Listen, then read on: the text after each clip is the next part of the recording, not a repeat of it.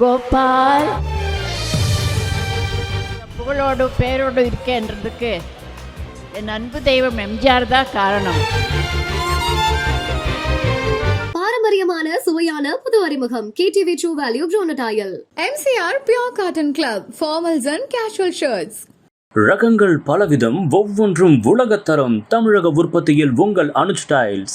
நான் சின்ன வயசுல மிக தீவிரமான ரசிகன். சின்ன வயசுலேருந்து இவங்களுடைய மிக தீவிரமான ரசிகன். இப்போ இல்லையா? அதான் சொன்னேன், சின்ன வயசுலேருந்து தீவிரமான ரசிகன். வெட்டரன்ஸ் மேடையில் நிற்கும்போது ஒரு பெரிய பெரிய கைத்தட்டல் கண்டிப்பாக நம்ம கொடுத்தாகணும்.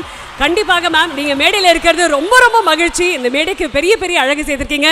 Chitra Lakshmanan sir, thank you so much வந்ததுக்காக. And to our dear sponsor on behalf of Shri Raghavendra jewellers, எங்கள் மனமார்ந்த நன்றிகள் சார். தேங்க்யூ. அண்ட் இந்த அவார்டு ட்ரூலி ஸ்பெஷலான ஒரு அவார்ட் சார். எல்லாருக்குமே நெகிழ்ச்சி தரக்கூடிய ஒரு விருது தான் இது. அந்த விருது என்ன அப்படின்றத ஸ்க்ரீனில் பார்த்துடலாம் வாங்க. Greatest of Indian Cinema Lifetime Achievement Award. The winner is Padma Bhushan B. Saroja Devi.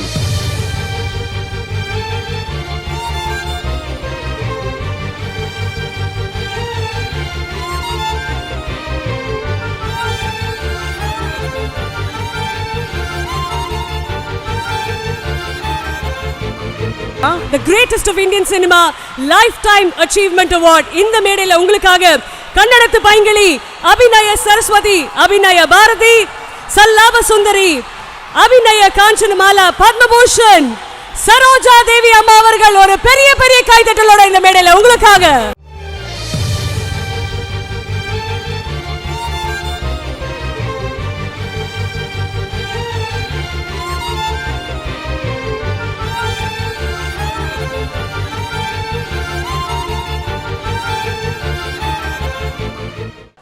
Gopal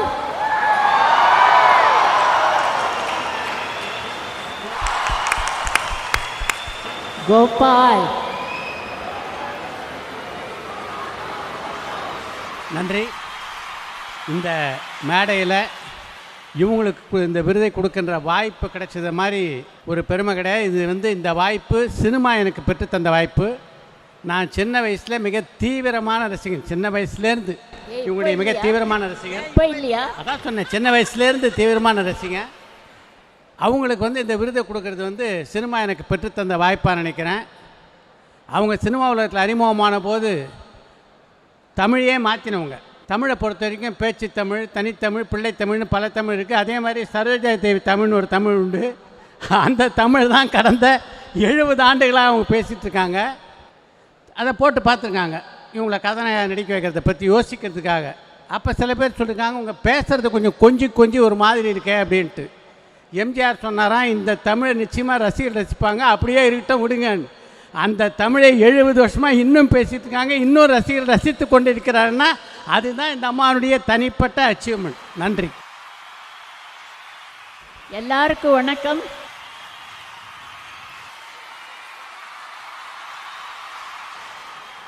நான் இந்த புகழோடு பேரோடு இருக்கேன்றதுக்கு என் அன்பு தெய்வம் எம்ஜிஆர் தான் காரணம்.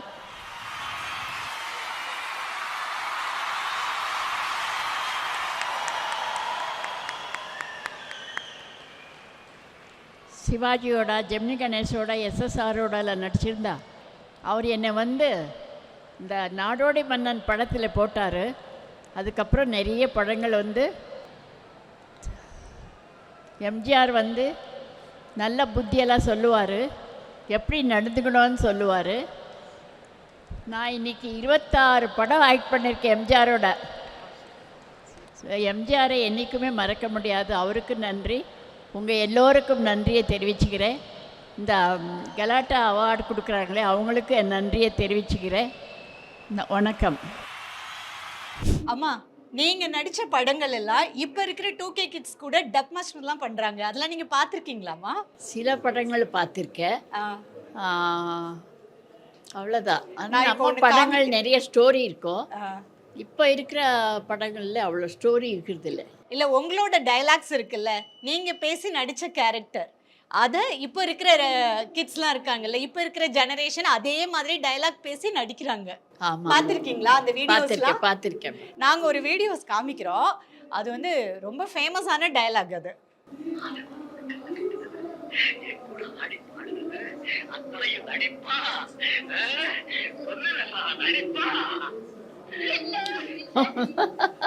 அம்மா இந்த டயலாக் ரொம்ப ஃபேமஸ் இப்போ இருக்கிற ஜெனரேஷன்ல. எங்களுக்காக அந்த 2 வார்த்தை மட்டும் சொல்ல முடியுமாம்மா? கோபால், முதல்ல நான் வந்து நடிக்கிறது தான் வந்தேன். அதுக்கப்புறம் உண்மையிலேயே உங்களை காதலிக்க ஆரம்பித்தேன். இப்போ சொல்கிறேன் கோபால், நீங்கள் எத்தனை வருஷம் கழிச்சு வந்தாலும் நான் உங்களுக்காக காத்திருப்பேன் கோபால், காத்திருப்பேன் கோபால். இந்த கோபால் அப்படிங்கிற சரோஜா தேவி அம்மாவோட இந்த டயலாக் வந்து பயங்கர ஃபேமஸ் இப்போ இருக்கிற கிட்ஸ். என்ன இருக்கு அதில் அப்படி? நீங்க கூப்பிடுறீங்கல்லம்மா கோபால் அப்படின்னு, அதை வந்து அதே மாதிரி பேசி காமிக்காத யங்ஸ்டர்ஸே இல்லை அப்படின்னு சொல்லலாம் இப்போ. ஆமாம், அவ்வளோ ஃபேமஸ். எம்ஜிஆர் அவர்களே உங்களோட கால் சீட்டுக்காக வெயிட் பண்ணி சண்டை போட்டு நிறைய படங்கள் கூட நடித்த ஒரு கதாநாயகினா அது சரோஜா தேவி அம்மா தான். ஸோ அதை பற்றி சொல்ல முடியுமாம்மா?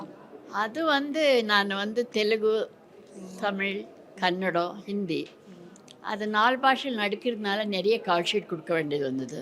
அதுக்கு எம்ஜிஆர் அவர்கள் ரொம்ப ஹெல்ப் பண்ணுவாங்க. முதல்ல சரோதெல்லாம் எடுத்துடுங்க, அதுக்கப்புறம் என்னது எடுங்க, பாவம் அவங்க வேறு ஷூட்டிங் எல்லாம் போகணுன்னு அவர் அவ்வளோ ஹெல்ப் பண்ணதுனால தான் நான் அதெல்லாம் பண்ண முடிஞ்சது.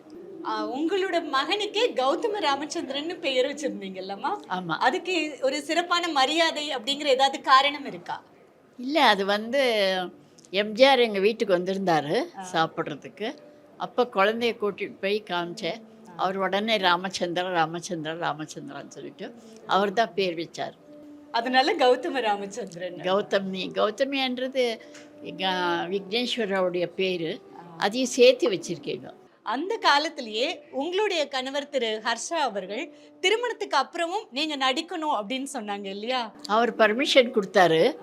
நீ நடிக்கலை, வீட்டில் சும்மா உட்காரது வேண்டாம், எப்போவுமே பொம்பளைங்க சும்மா உட்காரக்கூடாது, ஏதாவது வேலை செஞ்சுட்டு இருக்கணும்.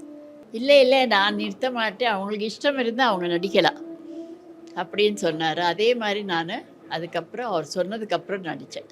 திரு ஹர்ஷா அவர்கள் வந்து ஒரு 16 வருடம் உங்களுடைய திருமண வாழ்க்கைக்கு அப்புறமா ஒரு சிங்கிள் மதரா குழந்தைங்களை வளர்க்குறதுலேருந்து எல்லாமே நீங்கள் ஹேண்டில் பண்ணியிருக்கீங்க. நிறைய சிரமங்கள் வந்தது, ஆனால் நம்ம சமாளித்து ஆகணும். அப்போ தான் குழந்தைங்க நல்லபடியாக வருவாங்க. அதெல்லாம் வந்து நான் ஆண்டவனை வேண்டிக்கிட்டு எனக்கு ஹெல்ப் பண்ண ஆண்டவனே, என்னுடைய வேலையெல்லாம் சரியாக நடக்கணும் அப்படின்னு பண்ணேன். இப்போ பசங்க நல்லா இருக்காங்க. பெரியவளுக்கு கல்யாணம் ஆகிட்டு ஒரு குழந்தை இருக்குது. கௌதம் ராமச்சந்திரன் வந்து பிஸ்னஸ் பண்ணுறாரு. உங்களுடைய தினப்படி வாழ்க்கை இப்போ எப்படி இருக்கம்மா? நல்லா இருக்கம்மா. எனக்கு ரொம்ப ஆசை கிடையாது. இப்போ இந்த அவார்டு அவ்வளோதான், நான் கேட்கல, அவங்களே கூப்பிட்டு கொடுத்தாங்க, அதுலேயே தெரியுது.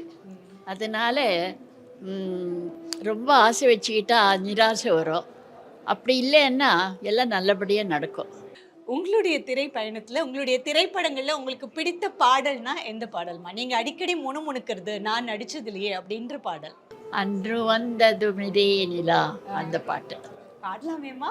இல்லை, இப்போ நீங்கள் பாடினீங்களே, தெரியல, வடிசெல்லாம் தெரியாது. உங்களோட படங்கள்லமா நீங்கள் ஆரம்ப கட்டங்களில் தமிழ் படங்களில் நடிக்கும்போது டப்பிங் அப்படிங்கிறது வந்து நீங்களே தான் கிடையாது, டப்பிங் கிடையாது. நீங்களே நாங்கள் எங்கள் டைலாக் நாங்களே பேசுவோம், டப்பிங் எல்லாம் கிடையாது. எல்லாரும் அப்போ பேசுவாங்க தமிழ். அப்போ புதுசாக கற்றுக்கிட்டு நீங்கள் டப்பிங் பண்ணது எப்படி இருந்ததுங்கம்மா? அப்படியெல்லாம் கற்றுக்க போகல, நம்ம ஆக்ட் பண்ணும்போதே பேசிடுறோமே, கற்றுக்க வேண்டியது இல்லை, கற்றுக்கிட்டு தானே பேசுகிறோம். அதனால அது ஒன்றும் கஷ்டம் ஆகலை. நீங்கள் நடிக்கும்போது ஒரு நாளைக்கு எவ்வளோ பிஸியாக இருந்திருக்கீங்கம்மா? ஆமாம். எத்தனை மணி நேரம் நீங்கள் ரொம்ப பிஸியாக இருந்திருக்கீங்க? நான் 20 மணி நேரம் பிஸியாக இருந்தேன்.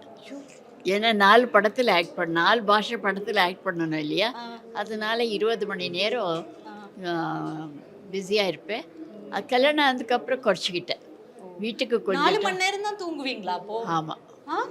அது பத்தவே பத்தாதுலம்மா. பத்தாது, என்ன பண்ணுறது, எல்லாம் நல்ல படங்கள் ஆக்ட் பண்ணி ஆகணும். எங்கள் வீட்டு பிள்ளை, புதிய பறவை, பறக்கும் பாவை, நிறைய இல்லையா? அப்புறம் பறக்கும் பாவை, அப்புறம் என்னென்னா ஏவிஎம் ப்ரொடக்ஷன் அன்பேவா. அந்த காலத்தில் அதிக சம்பளம் வாங்கின ஒரு நடிகைனா அது வந்து அபிநய சரஸ்வதி சரோஜாமா தான். நடிகர்களை விட நீங்கள் அதிகமாக சம்பளம் வாங்கினீங்க. அந்த ஃபினான்ஷியலி நான் இண்டிபெண்ட் அப்படிங்கிற அந்த ஒரு விஷயம் எப்படி இருந்ததுமா? இல்லை அப்படியெல்லாம் நான் நினைக்கல. எனக்கு ப்ரொடியூசர் கொடுத்தாங்க, வாங்கினேன். அதுக்காக ஹீரோ எல்லாரையும் நான் அப்படி இது பண்ணிக்கல. எனக்கு அந்த இதெல்லாம் கிடையாதம்மா. வந்ததுன்னா ரொம்ப சந்தோஷமாக எடுத்துக்கிறேன். வரலன்னா சும்மா ஆயிடுவேன். அம்மாக்கு சென்னைக்கு வந்தா ரொம்ப பிடிச்ச இடங்கள் இங்க போவேன் அப்படின்னா எந்த இடமா சென்னையில? மெட்ராஸ், இங்க வந்தா எங்க சென்னை. போவீங்க? சென்னை, சென்னையில பிடிச்ச இடம்?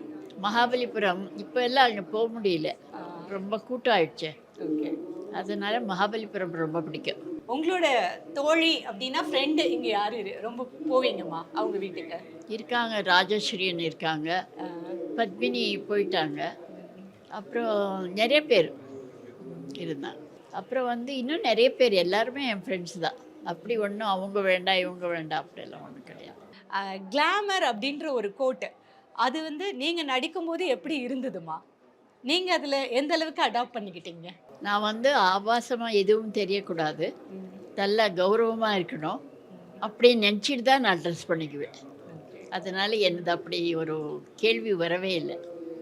ஒரு கோயிலுக்கு போவேன் அப்படின்னா எந்த கோயிலுக்கெல்லாம் போவீங்க? ஆஞ்சநேயர் கோயில். ஏதாவது அழகு குறிப்பு எங்களுக்கெல்லாம் கொடுக்கணும் சொல்லணும்னா ஏதாச்சும் இருக்காமா? அந்த காலத்தில் எப்படி மெயின்டைன் பண்ணீங்க? எல்லாரும் என்னமா சாதனை பண்ணாலும் பொம்பளை தான், அதை மறக்கக்கூடாது. அது மறந்துட்டாங்கன்னா தான் எல்லா ப்ராப்ளமும் வரும். அது மறக்காமல் நம்ம ஃபாலோ பண்ணிக்கிட்டு நம்ம இந்தியன் கல்ச்சர் என்ன இருக்கோ அதை ஃபாலோ பண்ணணும். அப்போ எந்த ப்ராப்ளமும் வராது. பாரம்பரியமான சுவையான புது அறிமுகம் KTV True Value Bronatile. MCR Pure Cotton Club, formals and casual shirts. ரகங்கள் பலவிதம், ஒவ்வொன்றும் உலகத்தரம். தமிழக உற்பத்தியில் உங்கள் அனுஜ் டைல்ஸ்.